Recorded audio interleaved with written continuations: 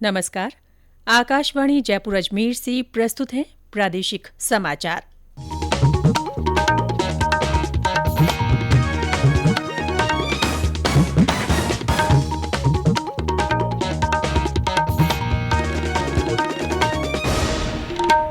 मुख्य समाचार।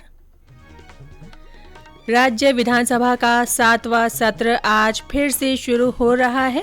विपक्ष द्वारा सरकार को लंपी और अपराध सहित कई मुद्दों पर घेरने की संभावना।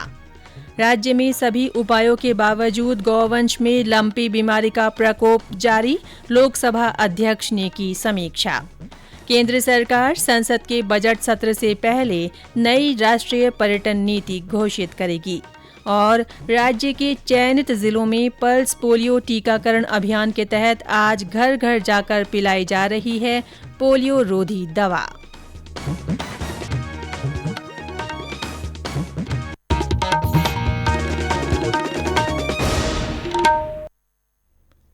समाचारों के साथ मैं रितिका गुप्ता। और अब समाचार विस्तार से। राज्य विधानसभा का 7वां सत्र आज फिर से शुरू हो रहा है। पिछली बार विधानसभा का सत्र 28 मार्च को अनिश्चितकाल के लिए स्थगित हुआ था। सत्रावसान नहीं होने के कारण फिर से बैठक शुरू कराई जा रही है। पहले दिन आज सरकार की ओर से सदन में कुछ विधेयक रखे जाएंगे। आज ही बिजनेस एडवाइजरी कमेटी की बैठक भी प्रस्तावित है। इसमें सदन के कामकाज को लेकर चर्चा होगी। हमारे संवाददाता ने बताया कि इस बार प्रश्नकाल में विधायकों को अधिक प्रश्न पूछने का अवसर नहीं मिलेगा, क्योंकि सरकार ने इस सत्र को समाप्त नहीं किया था। इस कारण ज्यादातर विधायक अपने प्रश्न पहले ही लगा चुके हैं। इस बीच विपक्षी दल भाजपा ने लंपी बीमारी, अपराध और भर्ती परीक्षाओं में अनियमितताओं को लेकर सरकार को घेरने की तैयारी की है। इसके चलते सत्र के हंगामेदार रहने की संभावना है। राज्य विधानसभा में उपराष्ट्रपति जगदीप धनखड़ का कल अभिनंदन होगा। समारोह की अध्यक्षता विधानसभा अध्यक्ष डॉ सीपी जोशी करेंगे। इस मौके पर मुख्यमंत्री अशोक गहलोत, प्रतिपक्ष नेता गुलाब चंद कटारिया सहित मंत्री और विधायकगण मौजूद रहेंगे। गौरतलब है कि मूलतः झुंझुनू निवासी श्री धनखड़ देश के दूसरे सर्वोच्च पद पर निर्वाचित होने के बाद पहली बार राज्य विधानसभा में अतिथि के तौर पर शामिल होंगे। राज्य में सभी उपायों के बावजूद गौवंश में लंपी बीमारी का प्रकोप जारी है। हालांकि सरकार द्वारा बीमारी की रोकथाम के लिए सभी आवश्यक कदम उठाए जा रहे हैं, लेकिन गायों में संक्रमण और मौत का सिलसिला बना हुआ है। कृषि और पशुपालन मंत्री लालचंद कटारिया ने बताया कि पशुपालन विभाग कॉन्फेड के जरिए जिलों को आवश्यक औषधियों की आपूर्ति कर रहा है। साथ ही टीकाकरण बढ़ाकर रोग पर नियंत्रण के प्रयास किए जा रहे हैं। अब तक 13,63,000 से अधिक पशुओं का टीकाकरण किया जा चुका है। पशुपालन विभाग के शासन सचिव पीसी किशन ने बताया कि संबंधित विभागों के साथ स्वयंसेवी संस्थाओं और गैर सरकारी संगठनों से सरकार को भरपूर सहयोग मिल रहा है। उन्होंने बताया कि बीमारी के उपचार और फॉलोअप के लिए औषधियों की एक किट बनाकर पशुपालकों को वितरित की जा रही है। उन्होंने उम्मीद जताई कि हाल ही में पशु चिकित्सकों और पशुधन सहायकों की नियुक्तियों से टीकाकरण अभियान को गति मिलेगी। लोकसभा अध्यक्ष और कोटा बूंदी सांसद ओम बिरला ने उनके संसदीय क्षेत्र में लंपी बीमारी को लेकर कल अधिकारियों की बैठक ली और स्थिति की समीक्षा की। श्री बिरला ने अधिकारियों को 7 दिन के भीतर सभी ग्राम पंचायतों में दवाओं की उपलब्धता सुनिश्चित कराने के निर्देश दिए। उन्होंने पंचायतों और जनप्रतिनिधियों से आवारा गौवंशों का भी टीकाकरण करवाने का आग्रह किया। प्रधानमंत्री नरेंद्र मोदी के जन्मदिवस के उपलक्ष्य में मनाए जा रहे सेवा पखवाड़े के तहत जयपुर ग्रामीण सांसद कर्नल राज्यवर्धन सिंह राठौड़ ने उनके संसदीय क्षेत्र की गौशालाओं का निरीक्षण कर लंपी रोग से पीड़ित गौवंश का जायजा लिया। सांसद राठौड़ ने बीमारी से ग्रसित गायों को दवा पिलाई और गौशालाओं को सैनिटाइज किया। इस अवसर पर एक क्रिकेट प्रतियोगिता का उद्घाटन करते हुए उन्होंने बताया कि सेवा पखवाड़े के तहत आमेर में आज निःशक्त जन के लिए शिविर लगाया जाएगा और सहायक उपकरण बांटे जाएंगे। ये समाचार आकाशवाणी जयपुर अजमेर से प्रसारित किए जा रहे हैं। केंद्र सरकार संसद के बजट सत्र से पहले नई राष्ट्रीय पर्यटन नीति घोषित करेगी। पर्यटन और संस्कृति मंत्री जी किशन रेड्डी ने राज्यों के पर्यटन मंत्रियों के राष्ट्रीय सम्मेलन को संबोधित करते हुए ये बात कही।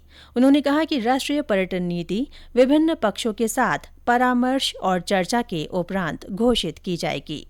एक comprehensive national tourism policy Bharat में लाने का प्रयास कर रहे, अलग अलग स्टेक होल्डर के साथ मीटिंग कर रहे, भारत के सभी स्टेट गवर्नमेंट्स के इनपुट्स लिए गया, टूर एंड ट्रैवल ऑपरेटर्स हो, होटल मैनेजमेंट हो, टूरिस्ट गाइड्स हो, टूरिज्म इंस्टीट्यूशंस हो, कुछ बुद्धिजीवी हो, वैसे लोगों का इनपुट्स लिए गए, उसका ड्राफ्ट भी बनाया। गवर्नमेंट ऑफ इंडिया का टूरिज्म का वेबसाइट में भी इस नेशनल टूरिज्म का ड्राफ्ट लगाया। नेशनल टूरिज्म के विषय पर सभी स्टेट्स के मिनिस्ट्रीज, सभी स्टेट गवर्नमेंट्स के टूरिज्म सेक्रेटरीज, उनके साथ भी चर्चा होगा।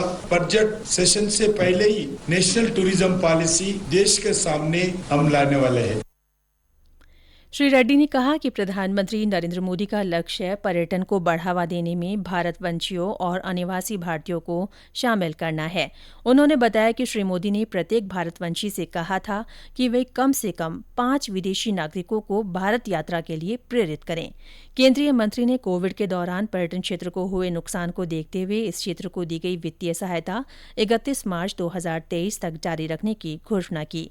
गौरतलब है कि राज्यों के पर्यटन मंत्रियों का 3 दिन का राष्ट्रीय सम्मेलन हिमाचल प्रदेश की धर्मशाला में चल रहा है। इसका लक्ष्य भारत में पर्यटन के समग्र विकास के लिए राष्ट्रीय स्तर पर चलाए जा रहे कार्यक्रमों, नीतियों और उपायों के बारे में राज्यों और केंद्र शासित प्रदेशों के साथ विचार विमर्श करना है।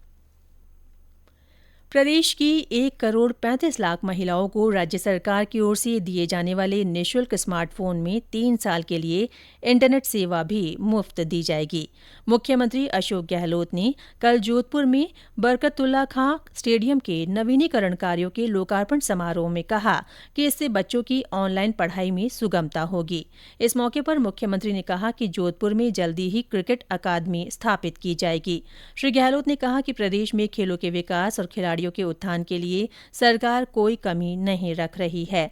गौरतलब है कि 31 करोड़ की लागत से हुए स्टेडियम के नवीनीकरण कार्य से वहां अंतर्राष्ट्रीय स्तर के मैच फिर से शुरू होने की उम्मीद है। राजस्थान क्रिकेट अकादमी, आरसीए और जोधपुर विकास प्राधिकरण द्वारा कराए जा रहे विकास कार्यों के बाद स्टेडियम का संचालन और प्रबंधन अब आरसीए को दे दिया गया है।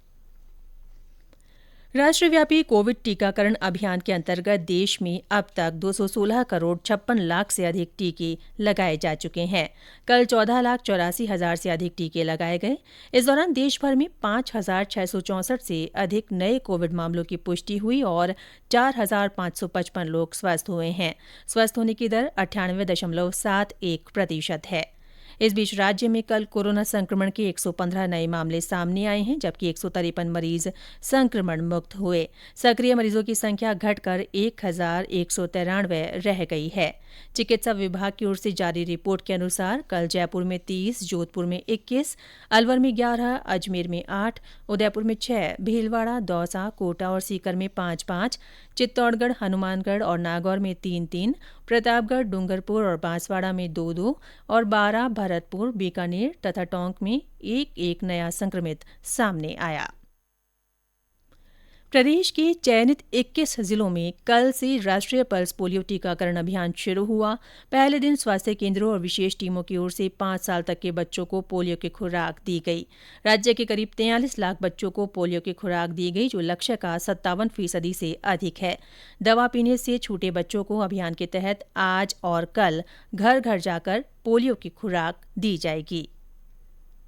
महिला क्रिकेट में भारत ने 3 मैचों की श्रृंखला के पहले एकदिवसीय अंतर्राष्ट्रीय मैच में इंग्लैंड को 7 विकेट से हरा दिया। कल रात इंग्लैंड में होव के काउंटी मैदान में इंग्लैंड के 228 रन के लक्ष्य का पीछा करते हुए भारत ने 44 ओवर और 2 गेंदों में 232 रन बनाकर मैच जीत लिया। और अंत में मुख्य समाचार एक बार फिर।